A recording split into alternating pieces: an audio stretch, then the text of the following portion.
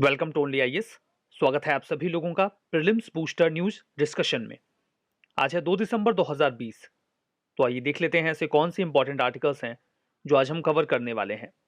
इसके पहले इस पूरे सेशन की जो पीडीएफ है वो आपको ओनली आईएएस के टेलीग्राम चैनल पे अवेलेबल मिलेगी, जिसका लिंक डिस्क्रिप्शन बॉक्स में भी अवेलेबल है। अपार्ट फ्रॉम दैट आप टेलीग्राम पे जाकर ओनली आईएएस नथिंग एल्स भी सर्च कर सकते हैं। देखते हैं अपना पहला आर्टिकल, जो कि हॉर्नबिल फेस्टिवल के बारे में है। हॉर्नबिल फेस्टिवल अभी नागालैंड में सेलिब्रेट किया गया ताकि ट्राइबल्स के बीच की इंटरेक्शन को इम्प्रूव किया जा सके। ध्यान देने वाली बात यह है कि हॉर्नबिल स्टेट बर्ड है अरुणाचल प्रदेश का और केरला का, ना कि नागालैंड का। लेकिन ये फेस्टिवल पॉपुलरली नागालैंड में सेलिब्रेट किया जाता है। ये देखिए, दिसंबर के पहले हफ्ते में हर साल सेलिब्रेट किया जाता है ताकि जो नागा हेरिटेज की यूनिकनेस है, रिचनेस है, उसको रिवाइव किया जा सके, प्रिजर्व करने के लिए, प्रोटेक्ट करने के लिए थोड़ी बहुत इंकरेजमेंट को इंश्योर किया जा सके। फेस्टिवल को नागालैंड में फेस्टिवल ऑफ फेस्टिवल्स भी कंसीडर किया जाता है, यानी कि त्योहारों का त्योहार। अब यहाँ पर इसे ऑर्गेनाइज किया गया है नागालैंड का जो state tourism and art and culture department है उसके द्वारा। उद्देश्य तो वही है कि ट्राइबल्स के बीच में इंटरेक्शन थोड़ा सा बढ़े। वहाँ पर various performance, craft, sport, food fairs, कई तरीके के जो क्यूजीन्स होते हैं, गेम्स और सेरेमनीज के मेथड के माध्यम से जो नागा कल्चर है उसे प्रमोट करने का प्रयास किया जाता है। देखिए, जो फेस्टिवल है वो ग्रेट इंडियन हॉर्नबिल के नाम पर रखा गया है, हॉर्नबिल फेस्टिवल, जो कि एक बहुत ही बड़ी और कलरफुल फॉरेस्ट बर्ड होती है। उसे आप इस इमेज में देख सकते हैं।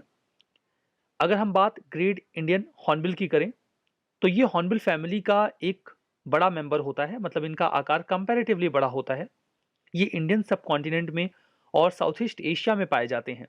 ये स्टेट बर्ड है केरला का और अरुणाचल प्रदेश का, नागालैंड का नहीं है, लेकिन फेस्टिवल नागालैंड में सेलिब्रेट करते हैं। ये काफ़ी लंबे समय तक जीवित रहते हैं, 50 साल के लगभग इनकी आयु होती है। कंजर्वेशन स्टेटस की बात करें तो आईयूसीएन स्टेटस वल्नरेबल है, साइट्स के अपेंडिक्स 1 में है और wild life protection act of 1972 के शेड्यूल 1 में है। मतलब अच्छा खासा प्रोटेक्शन इनको दिया गया है। थ्रेट ये है कि एग्रीकल्चर के लिए फॉरेस्ट को क्लियर कर रहे हैं आजकल हम, हंटिंग भी की जाती है समटाइम्स इनकी, इस वजह से इनको खतरा बना रहता है। तो ये पूरा आर्टिकल हमने इस फेस्टिवल के बारे में कवर किया। हमारा अगला article peacock soft shell turtle के बारे में है। ये जो टर्टल है, इसकी जो सेल है, कवच है, वो काफ़ी कलरफुल होती है, कंपेरेटिवली सॉफ्ट होती है।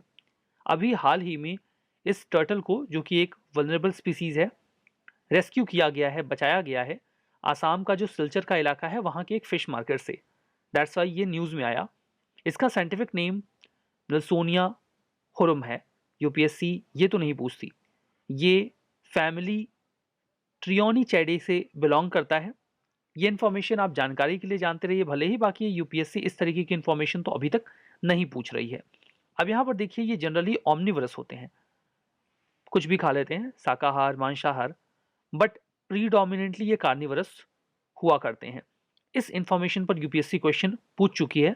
तो कौन सा जीव ऑमनिवरस है कि कार्निवरस है, आप जानते रहिए। ये नॉकटर्नल होते हैं, यानी कि रात में चलते हैं। इनका सिर थोड़ा सा बड़ा होता है और जो स्नाउट होता है, थूथन होता है, वो नीचे की ओर झुका हुआ रहता है।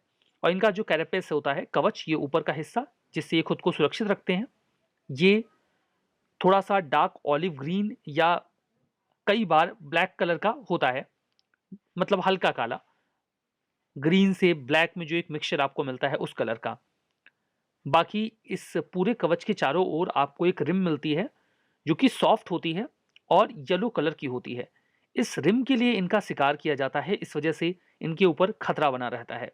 हैबिटेट देखिए, ये इंडिया, बांग्लादेश और पाकिस्तान में आपको मिलेंगे। जो नदर्न और सेंट्रल पार्ट है इंडियन सब कॉन्टिनेंट का इंडिया में, वहाँ पर ये आपको मिल जाएंगे। कॉमनली मिल जाते हैं रिवर्स में, स्ट्रीम्स में, लेक में, पॉन्ड्स में, जहाँ पर मड और सैंड बॉटम्स होता है नीचे के हिस्से में, वहाँ पर भी ये मिल जाते हैं। वल्नरेबल हैं आईयूसीएन की रेड लिस्ट में, साइट्स के अपेंडिक्स 1 में है और Indian wild life protection act के शेड्यूल 1 में, यानी कि हाईएस्ट लेवल ऑफ प्रोटेक्शन इनको भी दिया गया है। इनका शिकार होता है इनके मीट के लिए और इनके कैलिपी के लिए, वो जो किनारे किनारे येलो कलर की नरम सी सेल होती है या पट्टी होती है, उसके लिए इनका शिकार किया जाता है। जो हमारा अगला आर्टिकल है वो अरुणाचल कीवी के बारे में है। कीवी देखिए एक फल होगा, मे बी आपने इसे देखा भी हो, वाइल्ड अरुणाचल कीवी। इसे अभी हाल ही में ऑर्गेनिक सर्टिफिकेशन दे दिया गया है एक मिशन के तहत।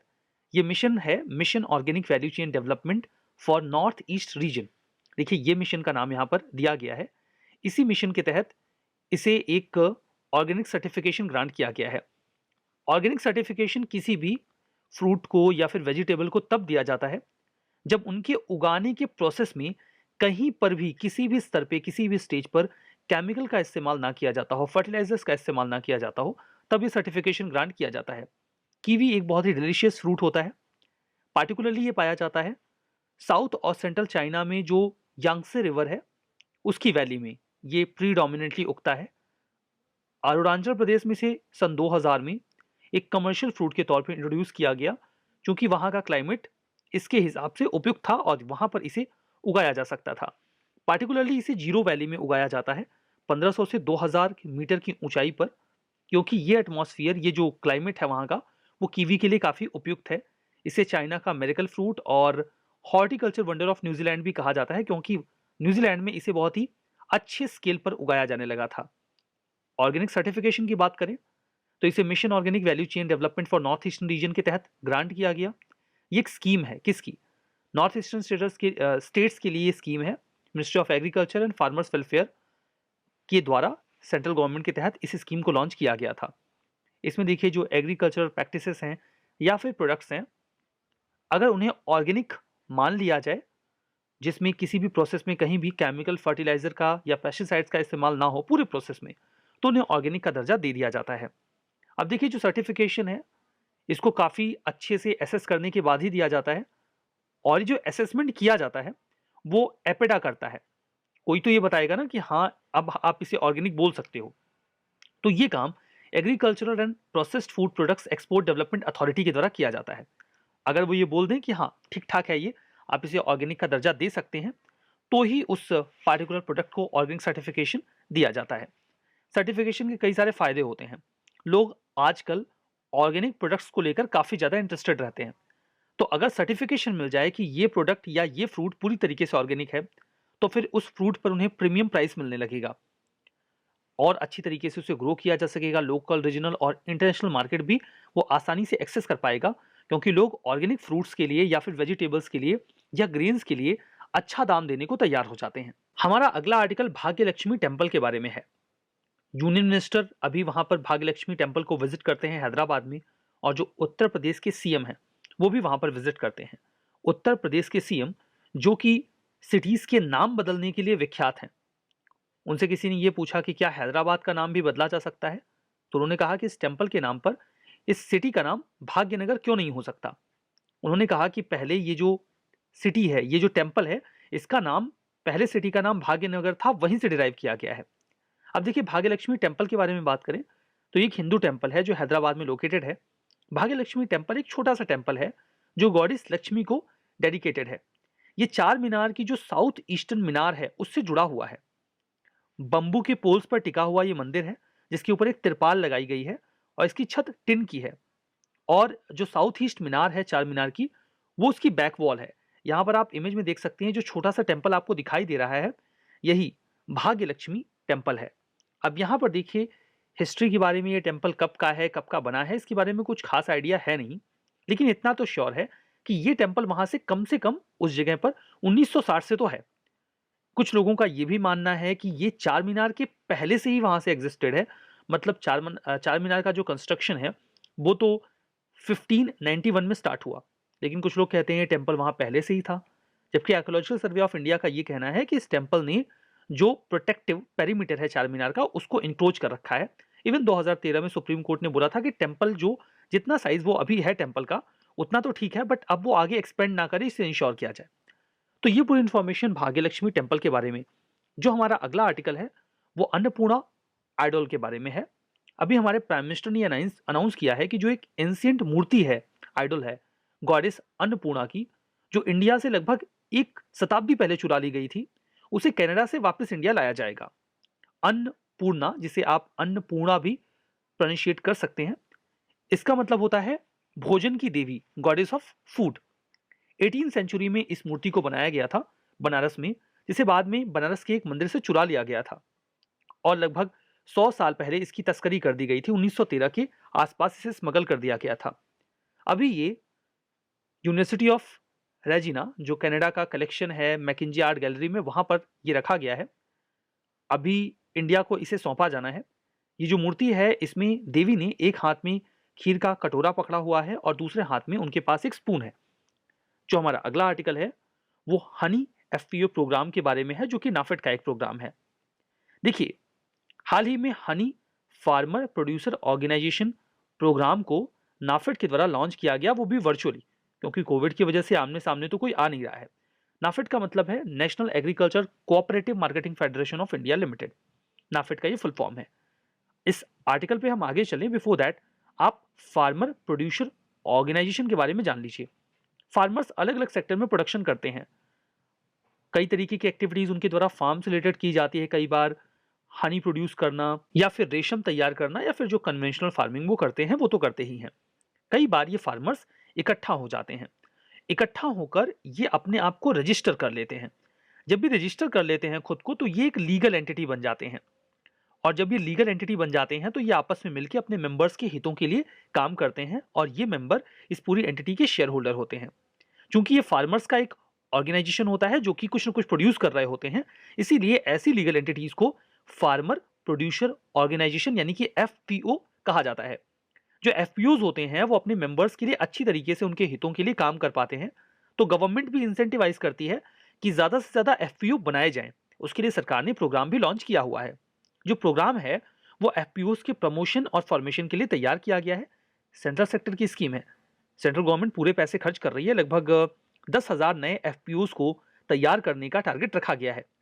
इन्हें specialized cluster basis business organization के तौर पे डेवलप किया जा रहा है ताकि वो पार्टिकुलर सेक्टर के लिए काम कर सकें। अगर कुछ ऐसे फार्मर्स हैं जो हनी बी के लिए काम कर रहे हैं तो फिर उनको एक मार्केट दिया जा सके, उन्हें इंसेंटिवाइज किया जा सके, ऐसा प्रयास किया जाता है।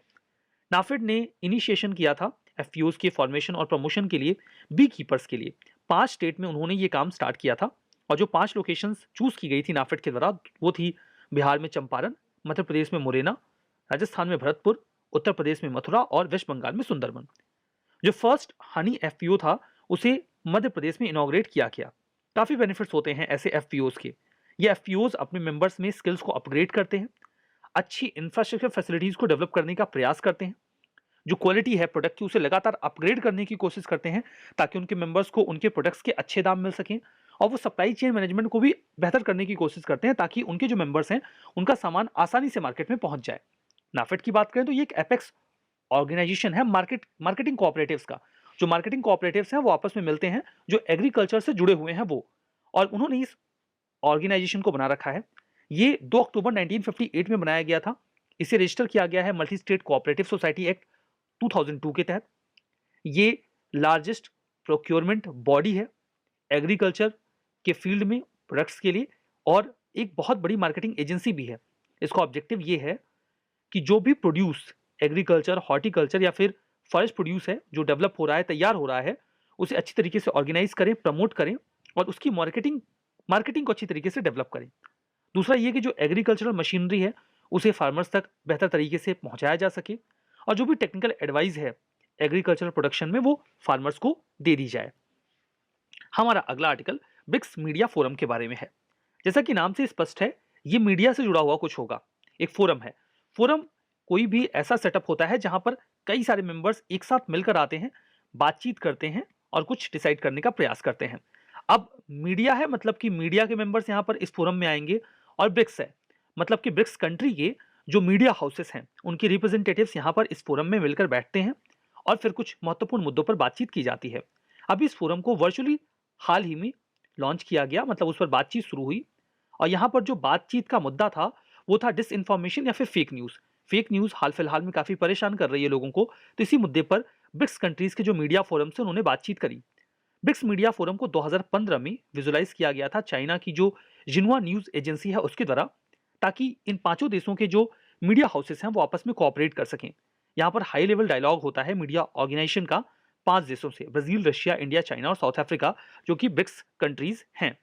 इनका उद्देश्य ये रहता है कि इफिशिएंट कोऑर्डिनेशन मैकेनिज्म डेवलप कर सकें ब्रिक्स मीडिया हाउसेस के बीच में, इनोवेशन ड्रिवन मीडिया डेवलपमेंट कर सकें, मतलब मीडिया में जो भी कुछ भी काम हो रहा है उसमें इनोवेशंस को लेकर आए, और आपस में स्ट्रॉन्गर मोमेंटम तैयार हो ताकि ब्रिक्स कंट्रीज जो हैं वो आपस में बातचीत कर सकें और एक अच्छा सा एटमॉस्फेयर क्रिएट हो सके।